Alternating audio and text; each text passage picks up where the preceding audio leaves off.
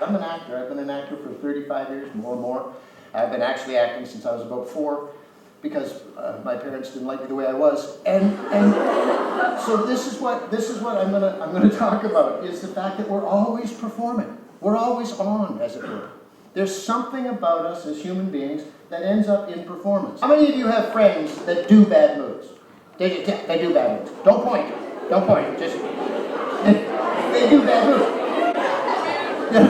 This one's just keeping their hand up. Like I saw it in bad mood. I said bad mood. The deal is, when we get together in our society and in our culture, everything that you do, everything that you feel, ready? Everything that you feel is contagious.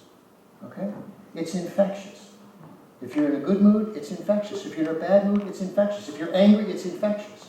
How many have been in a really bad mood and had somebody lift you up? Right? These are choices, but this isn't just, ready for this? This isn't just an idea, this is a neural reality. This is the science of the brain. This is how we work. And as young people, and I'm going to tell you something, as young people, it's easier for you. People say, young people are so emotional. They're just emotional. Teenagers are just so crazy emotional. That's right. Do you know what's beautiful about that? You're crazy emotional.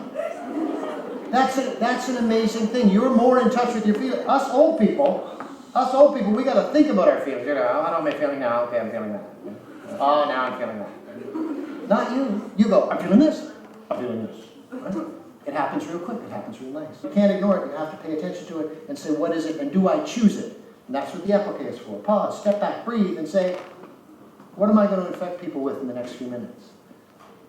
What am I choosing to give the world in the next few minutes? How many of you know people that you would consider toxic? Toxic people, right?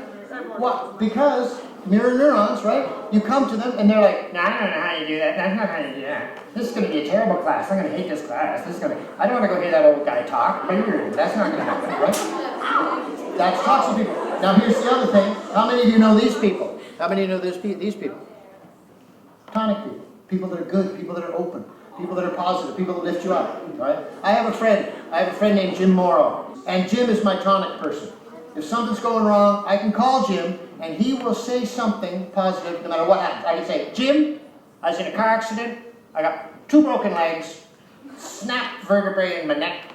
I'm on traction for the next 6 months. I got to stare at the ceiling, and I don't get to eat anything but slop.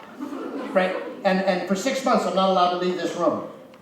He would pause for about 3 seconds, and then he'd go, you get to binge watch Netflix. Right away. And I'd go, yeah, I do. Yeah, thanks, man. Bye. We need people like that. And you know what? We need to be people like that. Which would you rather be, a toxic person or a tonic person?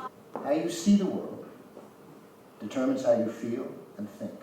How you feel and think determines how you act. And how you act determines your destiny. Simple. Simple. Now, switch it around. If you don't like where you are, if you don't like how you're feeling, guess what? Guess what? What were you doing yesterday? Because that's how you got here. How did you get here? Because of how you thought and felt. What did you think and feel, and why did you think and feel that? Because of how you saw the world.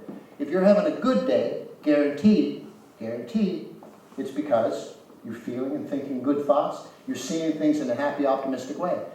Switch it around. You're having a bad day, it's because you're not seeing the world other than through those dark glasses. And that happens. That happens to all of us. There was a gentleman named Rubin. He's a psychologist. A gentleman named Rubin. In 2009, he did a study. And he said, if you give a person evenly hovering attention, does everybody know what that would look like? Just look at them and say, oh, how you doing? I want you to look at each other. Don't have any feelings or expressions or anything. Just look at each other until I tell you to stop. Just look.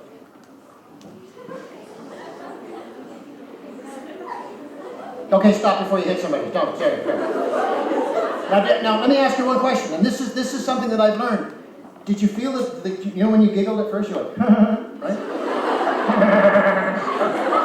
Do you know why you giggle? You giggle because it's nervous. Do you know why it's nervous? Because when you're giving somebody evenly hovering attention, right? It's like,